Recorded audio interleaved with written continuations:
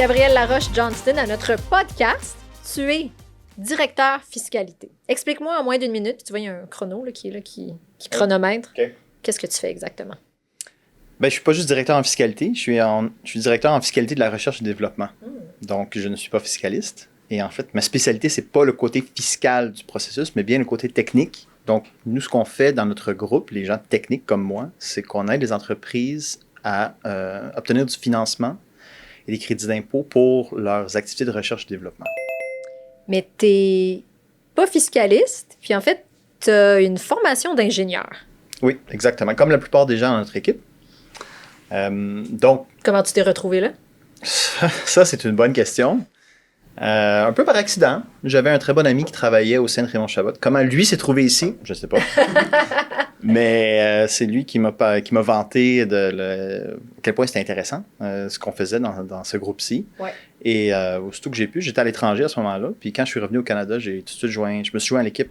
Puis ça a vraiment été un super match dès le début, tant au niveau de la nature du travail qu'on faisait, que des gens avec qui je travaillais, l'équipe, la culture corporative aussi était super intéressante pour moi, parce qu'on avait simultanément des super bonnes conditions de travail, mais aussi beaucoup de liberté. Moi, ça matchait. Puis comment ton métier d'ingénieur te sert dans ta pratique actuelle?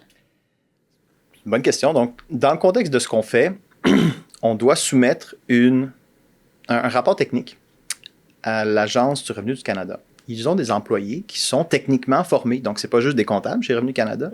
Ils ont un groupe pour vérifier les réclamations pour les crédits d'impôt en recherche-développement. Et lorsque nous, on demande pour notre client des crédits d'impôt, c'est des montants importants, c'est des centaines de milliers ou des millions de dollars qu'ils reçoivent à chaque année. Pour les travaux qu'ils font. C'est le programme le plus généreux pour encourager la recherche-développement au Canada. C'est une enveloppe fédérale de 4 milliards de dollars, je crois. Et le gouvernement du Québec aussi contribue. Donc, au Québec, c'est encore plus bénéfique. Mais l'Agence du revenu, ils ne donnent pas l'argent à tout le monde. Donc, ils auditent les réclamations et ils ont des gens qui vont venir poser des questions. Donc, il faut être en mesure, premièrement, de comprendre ce que nos clients font. C'est quoi la recherche qu'ils font? En quoi est-ce qu'ils dépassent la pratique courante? C'est pour ça qu'on a une équipe technique qui s'occupe de interagir avec le client, puis ça passe sous la forme d'entrevues. Ou, je donne moi comme exemple, je vais faire des entrevues techniques avec les ingénieurs, les techniciens, les scientifiques qui sont impliqués dans le projet pour comprendre exactement qu'est-ce qu'ils ont fait, comprendre c'était quoi les limitations dans la pratique courante, pourquoi c'est difficile, qu'est-ce qui a mal été, qu'est-ce qu'on a essayé pour surmonter les incertitudes technologiques. Et ensuite, synthétiser ça dans un rapport technique qu'on soumet aux autorités fiscales. Donc, toi, tu accompagnes le client jusqu'à ce que le crédit d'impôt soit octroyé. Ben, jusqu'à ce qu'il soit, absolument. Okay. Du début à la fin, puis d'habitude, c'est nous qui menons le processus aussi. C'est nous qui lançons le processus à chaque année avec eux. Bon, il est temps qu'on commence. Là. Ouais. C'est vraiment, on a beaucoup de ownership donc, sur le processus. Ça fait combien de temps que tu es chez RCGT? Ça fait maintenant 6 ans. Est-ce que tu as toujours été dans cette fonction-là? Non, moi comme tu as dit très bien avant, je suis ingénieur de formation. Oui. Donc, j'ai travaillé comme ingénieur. Donc, j'ai gradué en 2013 et après ça, je suis allé de Polytechnique à Montréal. Oui.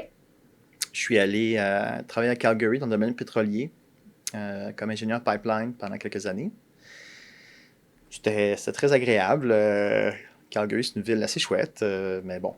Ça laissait à désirer un petit peu. Puis aussi, le domaine pétrolier, même si dans ce temps-là, il faisait bon vivre là-bas, c'était pas un domaine vraiment en croissance, un domaine très inspirant pour moi. Donc, j'ai quand même fait un changement assez drastique. Je suis allé dans le domaine de traitement de déchets puis production de biogaz. J'ai travaillé pour une compagnie canadienne basée à Burlington et je suis allé à Chypre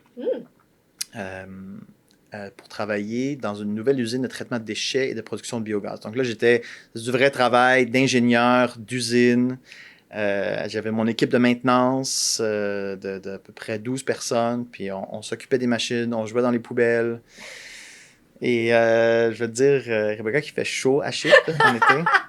Ça a été quelque chose. Ouais. Donc, ça a été très mémorable comme expérience. C'est très valorisant comme ingénieur. Mais après 2 ans, j'étais prêt à passer à autre chose. Donc, je suis revenu au Canada et comme je dis au début de notre conversation, j'avais un ami qui travaillait chez Raymond Chabot. Ouais. Je suis revenu travailler ici. Qu'est-ce qui te surprend de ton métier?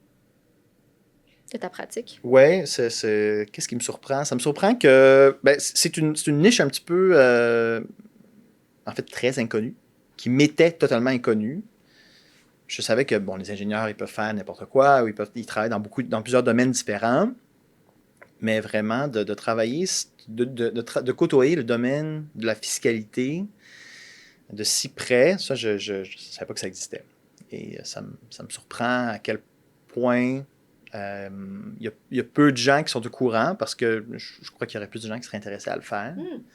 Quoique ça prend un profil assez particulier d'ingénieur, c'est-à-dire un ingénieur qui n'est pas trop intéressé à travailler comme ingénieur. Oui. Qui l'a fait, mais qui est prêt à passer à autre chose. Ben oui, c'est ça. Ouais. C'est ça ma conclusion quand je suis revenu de Chypre après du travail acharné d'ingénieur. Ma conclusion, c'était que j'aimais ça, mais j'aimerais probablement faire autre chose tout autant. Et donc, vraiment, ce qui me surprend aussi, surprend, peut-être c'est pas le bon mot, mais c'est un énorme service qu'on rend à nos clients. Je dois dire, on les accompagne dans leur effort de recherche. Ouais. Et ce programme-ci, qui est extrêmement généreux, mais un petit peu compliqué, donc d'une telle manière que les entreprises ne peuvent pas nécessairement appliquer eux-mêmes, il est extrêmement généreux, puis c'est ça qui fait la différence pour les entreprises, qui fait que c'est possible pour eux de prendre des risques au niveau technologique, d'essayer de faire quelque chose de mieux, parce qu'on sait qu'en prenant un risque, il y a quand même une portion qui va nous être créditée. Le gouvernement du Canada et du Québec accompagne les entreprises dans le risque technologique qu'ils prennent. C'est un très bon programme. Bon, on va aller confirmer ça avec ton client, voir ce qu'il a à dire de votre expérience commune.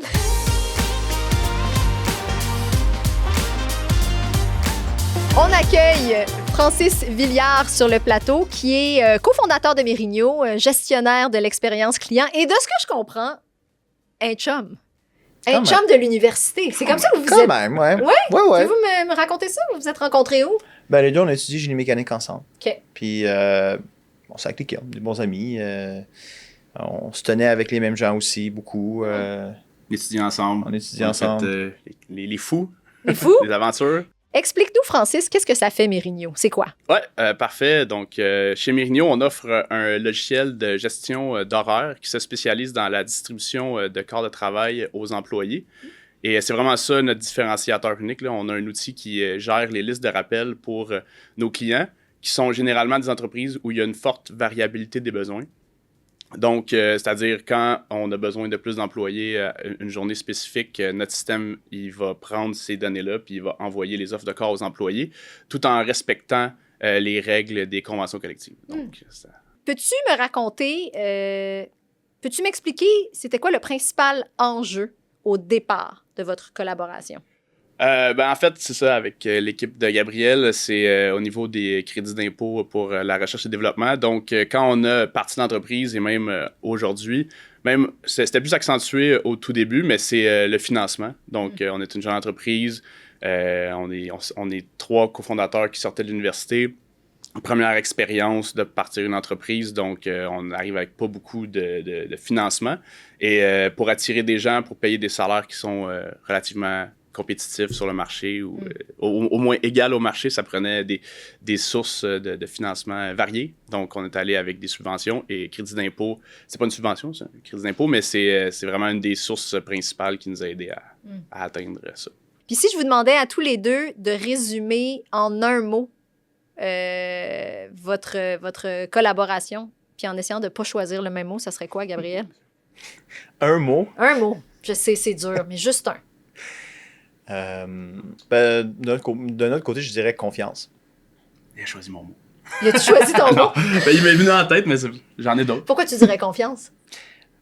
Parce que ça fait maintenant quelques années qu'on le fait, donc il y a vraiment de plus en plus de responsabilités par rapport au déroulement de la réclamation. La préparation de la réclamation est entre nos mains et ça devient de plus en plus léger du côté de Mérigno pour le faire, ce qui est notre but, évidemment. On veut prendre le plus de responsabilités pour que ce soit le plus facile pour le client.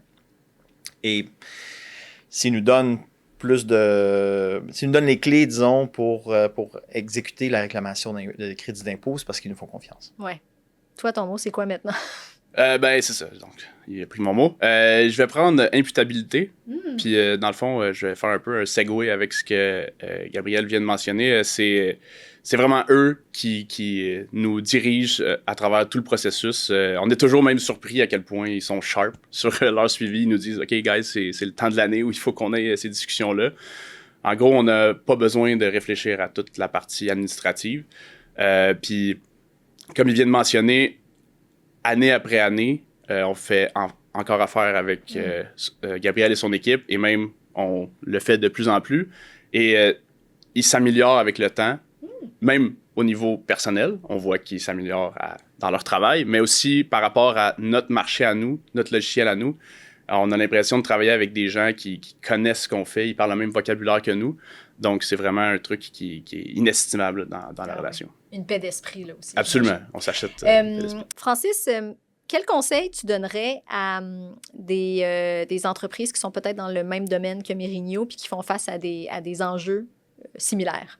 Je veux pas, on vient d'un écosystème de start-up de notre côté, puis on est souvent approché par des compagnies qui font des dépôts de crédit d'impôt. Fait que conseil, je veux dire, je veux pas faire trop de ventes, là, mais faites affaire avec Raymond Chabot. Mais moi, j'ai vécu diverses expériences, puis c'est ça, c'est à ce niveau-là que j'ai rien à dire sur... J'ai aucun point négatif, j'ai que du positif. C'est pas moi directement qui travaille avec Gabriel et son équipe, mais... Tu t'es informé? Absolument, oui. Mais je veux dire, on est des amis aussi, fait qu'on communique sur d'autres éléments. Ouais. Merci beaucoup, Francis. Ça fait plaisir. Merci, Gabriel.